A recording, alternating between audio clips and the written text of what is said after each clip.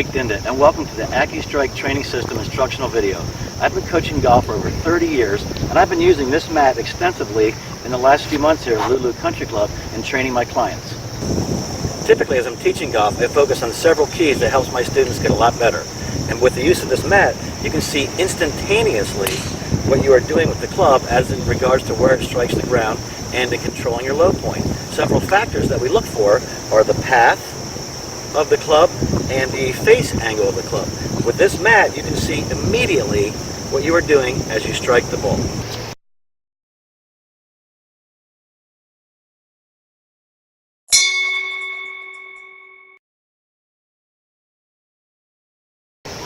One, with the marking that the club leaves on the mat, you'll know immediately what your ball flight would have done.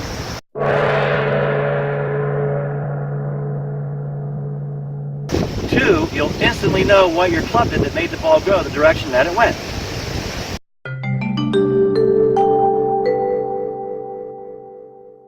Three, you will instantly know exactly what you did that you will need correction on.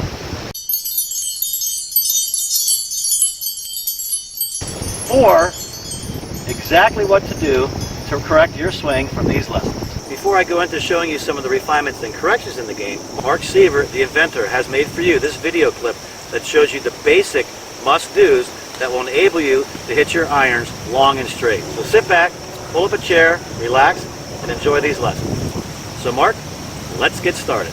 This mark represents the result of a perfect swing. Notice where the club head first struck the ground. In between these two lines will give you optimum distance. Now here's the swing path as the club approaches the ball. That black line accentuates the club face direction.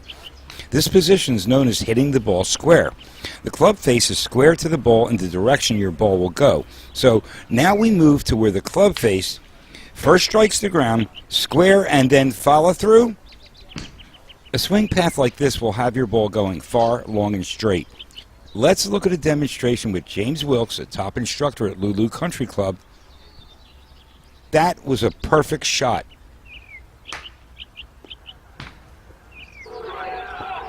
And look at this. That mark is perfect. He hits the ball absolutely perfectly. He slams it. Notice the line. Notice that the club head struck down after the ball, not before it, for these long, straight shots. And now we're going to show you some elements that go into getting a perfect shot. Keeping a steady head. Notice here that his head stays steady and in the center of his body. Now we're going to see this again. But this time, look at his head. It does not wobble back and forth as he takes his backswing. And then the follow through, then it moves.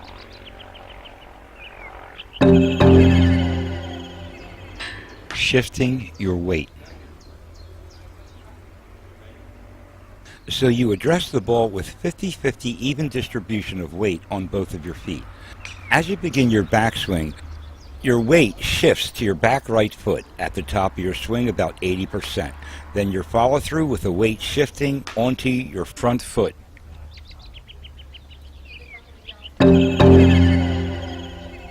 Your grip. Your grip plays a very important role in how your club face will strike the ball and the angle that the club will take as it touches down. For those long straight shots, you want a strong grip. Notice the thumb position as you grab the shaft of the club, and notice you can see your three knuckles like in the picture, opposed to a neutral grip and its thumb position, and seeing only two of your knuckles when you look down, or a weak grip where the thumb is on the top of the club shaft and you see your knuckles showing like this. This is step one for your grip. Now step two. The angle of your club face as it strikes the ball depends on how you hold your grip and helps to determine the flight path of the ball. The picture on the far left shows a closed club face, and look at how the hand is held, look at the position of the thumb, and this will tend to produce a hook shot where the ball will spin off to your left. Your center picture shows a club face that is square, and your ball will go in the direction of your swing path, straight. Look at the hand, look at the thumb grip. This third picture to the right shows an open club face where you will tend, in basic terms, to slice the ball, with the ball spinning out to the right. And look at the hand position, and look at the thumb. By perfecting your grip and knowing what the different hand positions do, you'll have a greater control over your ball for the given situation of what you want to achieve with the flight path of the ball. Foot alignment. Part of the determination of where the ball is going to go is how you line up your feet. Take a look at his feet and look at the arrow pointing right up to the ball, and you can see that his ball is exactly where his feet pointed. So with a square club face and proper feet alignment and some practice with the AccuStrike mat, you're going to get those long straight shots that you want.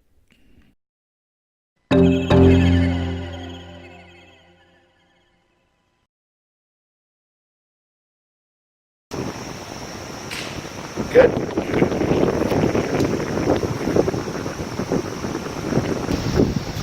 Hitting behind the ball is a very common theme amongst average everyday players. There are several factors that could lead to this. First one, typically when I teach people, I want to see them maintain a really steady head throughout the swing so they can control the low point. So one factor that could lead to you hitting behind the ball would be shifting your head backwards and then staying here as you start the forward swing towards the target. You kind of want your irons, for the most part, 6-iron through wedge position somewhat towards the middle of your body. As you swing back and shift forward, you want to keep a really steady head. That's typically a main factor. Another one could be he or she may have had the ball position too far forward in a stance, therefore bottoming the club out too far behind the ball. It's very critical in the game of golf that you maintain a very consistent low point, and this mat shows you that. Keep your head steady, shift your weight forward. That'll help you reduce hitting behind the ball.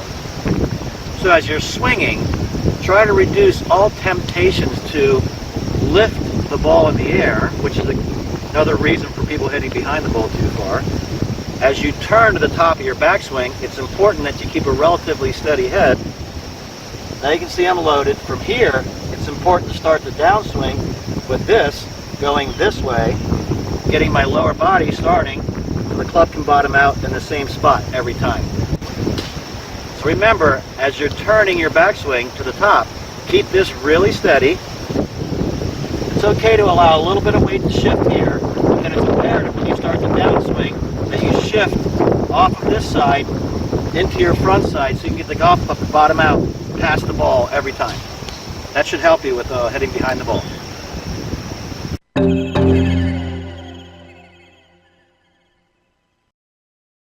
Alright, so this is square. This is open.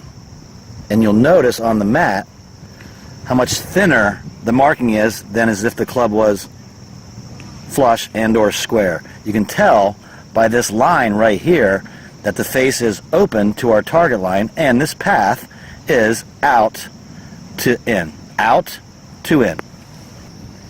This will cause your ball to start really high with a lot of spin from left to right. Very common amongst most golfers. Part of what causes the open club face very well may be in the way you hold the club.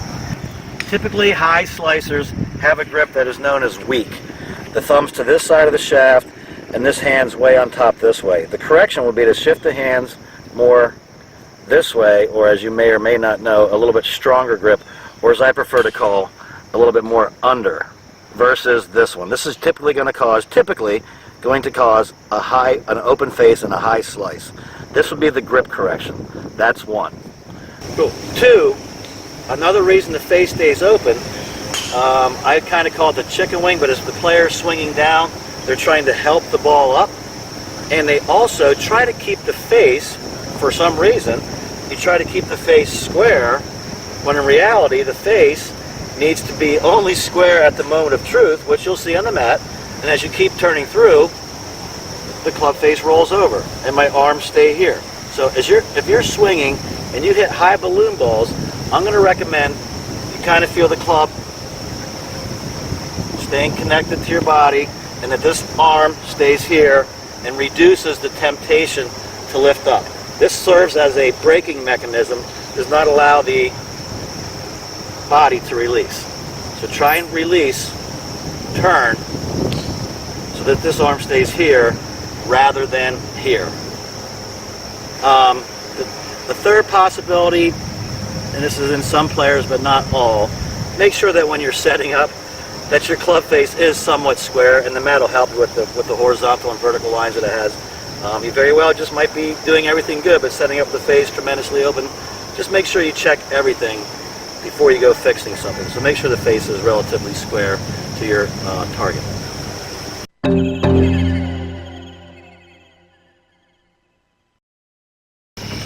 If this club face is square, this club face is closed. Can you see that? This club face is closed to my target line. That marking would look something like that. You can tell here that this is closed to our initial start line. And this is a in to out path. In to out. This is going to cause drastic hooks. Drastic hooks. So if that's your ball flight, which, I mean, you're fortunately only in the 5 or 10% minority of players that I see here at Lulu Country Club. You're a minority, and to a good point. So if this happens to be your ball flight miss or your error, first thing you want to fix, again, is the face. So that face, as we saw, is a little bit too closed. So make sure that when you're addressing that the face is somewhat square at the beginning. You may or may not have a grip that I might describe as being a little bit too strong or a little bit too underneath. Your hand might be turned too much this way. This might be turned too much that way. Again, the basic ideal grip would be one in which where the V's of my thumb and forefinger are pointing somewhere between my chin and my right shoulder for me as a right-handed player. So always check the grip first. That's one of the reasons perhaps why your club face might be closed. If it's not the grip, another thing I see players do, they try to keep the club face straight the whole way back. Well, this is not good. As you swing back, it's important that the club face rotates as your core rotates, as my arms rotate. You can see this golf club, the toes working somewhat up in the air, not totally up in the air. So as you're taking the club back, please resist the temptation to keep this club face perfectly straight. It needs to rotate open somewhat like this. So as you're swinging the club, allow your core and your forearms to rotate a little bit back. Therefore the club face will, what we call, slightly open up. It's kind of like a door on a hinge. It's going to flush up at the joist, but it's going to swing open, flush, closed. Your club face needs to work back slightly open, flush, and then kind of close this way. So make sure that when you're swinging, your forearms are relaxed and you're just letting the club go back in a natural fashion. That's 2.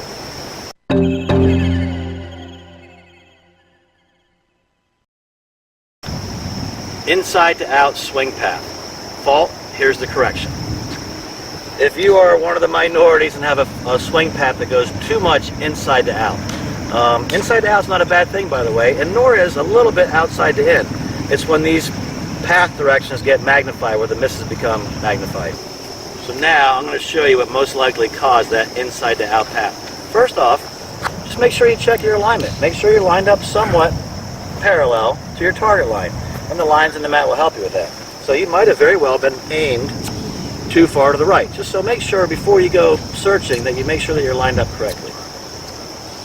Typically what happens for most with the too much inside to out path, as they get the club back to the top, they'll drop the club behind them and swing out this way. So again, that would be too much this way. So typically the player that gets a little bit too much in to out gets it here, drops it here, stands up, and throws it out. The correction would be to keep turning. So for example, as I turn through. If everything's connected to my core, that's going to be inside flush inside. So as you're swinging, make sure you keep turning this so the club can go ahead and make a circle this way. If this stalls on you and you drop a little bit, you can see now where this path is going to go. It's going to go out that way. This is going to create big sweeping hooks, and it's not very good when you hit those shots because sometimes they can become monster hooks. So try and keep moving, keep the club in front of you, and keep turning through the ball. That's going to help correct your inside to out swing path.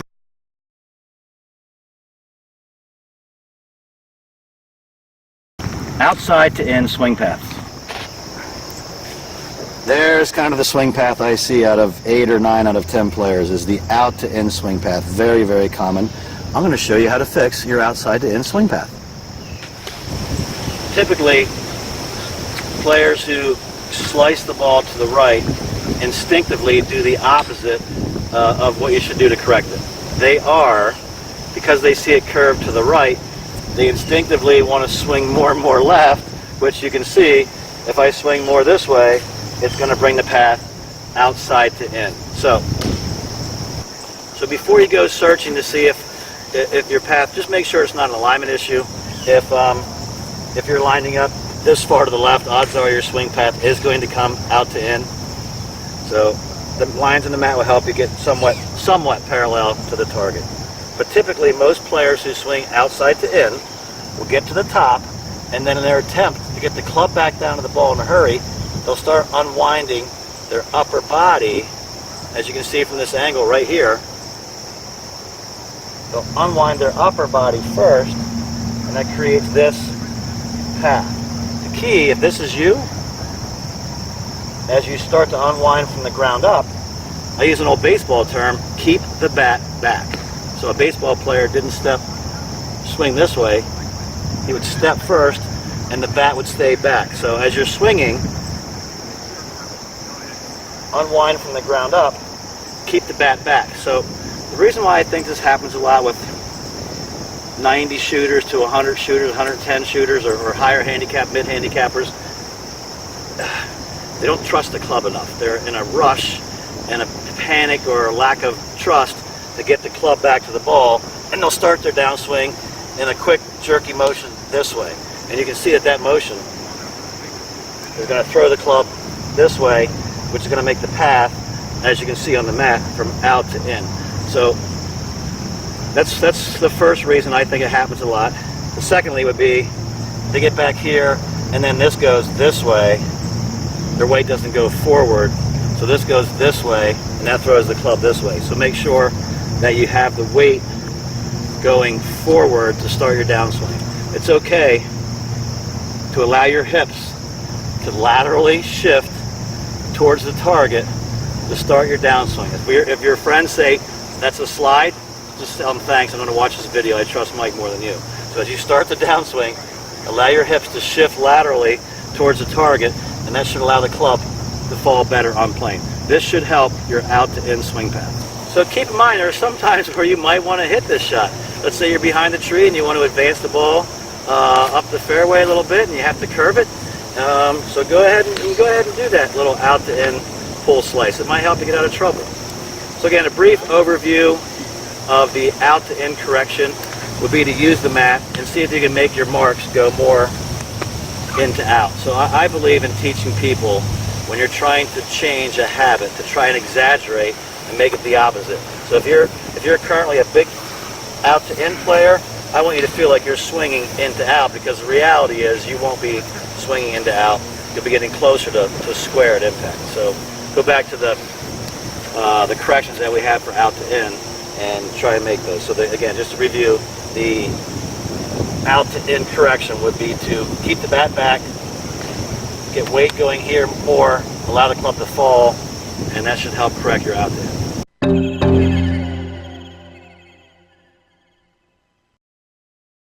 So that concludes our Phase 1 instructional video. Please check in and stay tuned for our Phase 2 instructional video. We'll do some refinements, maybe even some intentional curves, and also how you can use the mat for your chipping game, for your pitching game and other shots around the green. Check back, stay tuned. Thank you very much for watching.